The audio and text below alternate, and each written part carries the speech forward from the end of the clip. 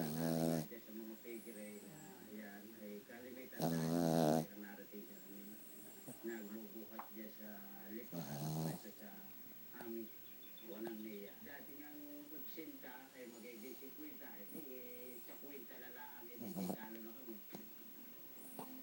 Sino pa namang katayang hindi manlulumo at mandidiri sa ginawang paglapastangan ng tao?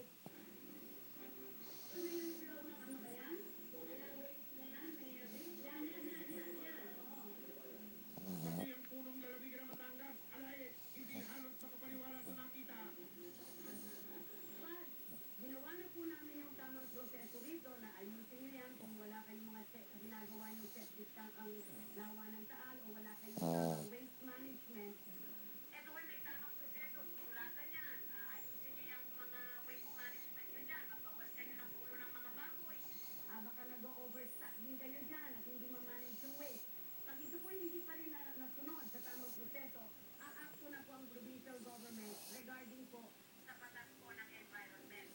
Kaya nagsanig pwesta ang mga tauhan ng Department of Environment and Natural Resources o DENR at ang pamahalaang panlalawigan ng Batangas para magsagawa ng sorpresang inspeksyon sa mga bakuyang matatagpuan sa lungsod ng Lipa, lalawigan ng Batangas. Unang narating ng mga otoridad ang Silangan Farms na nasa Barangay San Jose na may tinatayang 4,000 inahing baboy sa kanilang pangangalaga.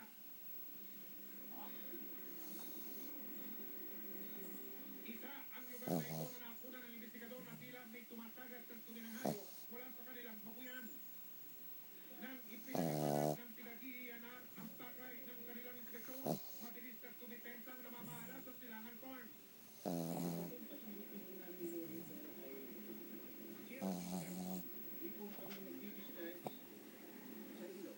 Dahil ginagamit po namin sundong waste, dahil ginagawa rin namin paligan. Ipinakita pa nila sa mga otoridad ang pasilidad nila ng biogas kung saan ginagamit ang dumi ng baboy para gawing enerhiya. Pero napansin ng isang opisyal ng DENR na palyado ang isang pasilidad ng biogas sa Silangan Farm. Naku, alam na. Pero patuloy na matigas ang namamahala ng babuyan. Yan po yung tubig na tumatagas doon. Diretso po sa ilog yun. Sa ating lahat, Wala na pong ibang farm dyan. Kaya't inanyayaan namin silang tignan kung saan mismo nanggagaling ang dumi ng baboy.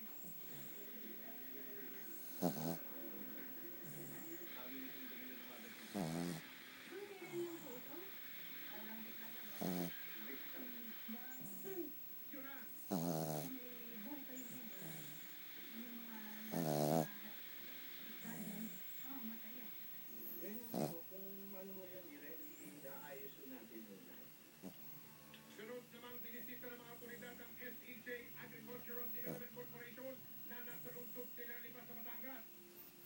Nauna na itong inireklama ng mga residente dahil naman sa umaapaw na impaka ng dumi ng hayop na nasa likuran ng babuyan na nakunan din sa kamera ng investigador. Ito sana ang pakay ng mga otoridad pero dahil wala raw ang namamahala sa babuyan, hindi nagpapasok ang kanilang mga tauhan.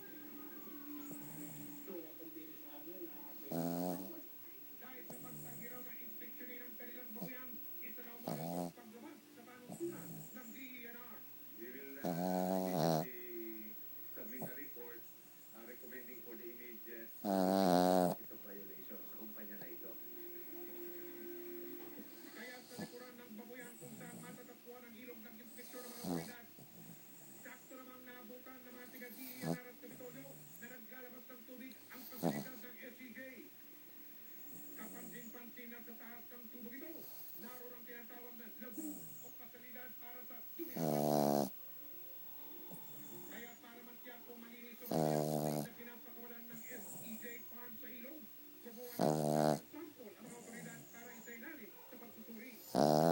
Pero ayon sa DENR, malaking problema ang maaaring idulot ng umaapaw na dumi ng baboy sa pasilidad ng SEJ.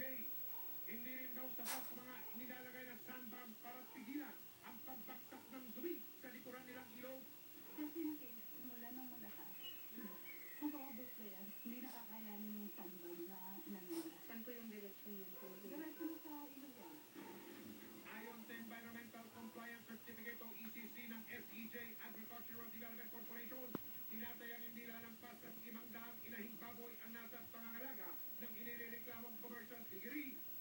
sa pagsisiyasat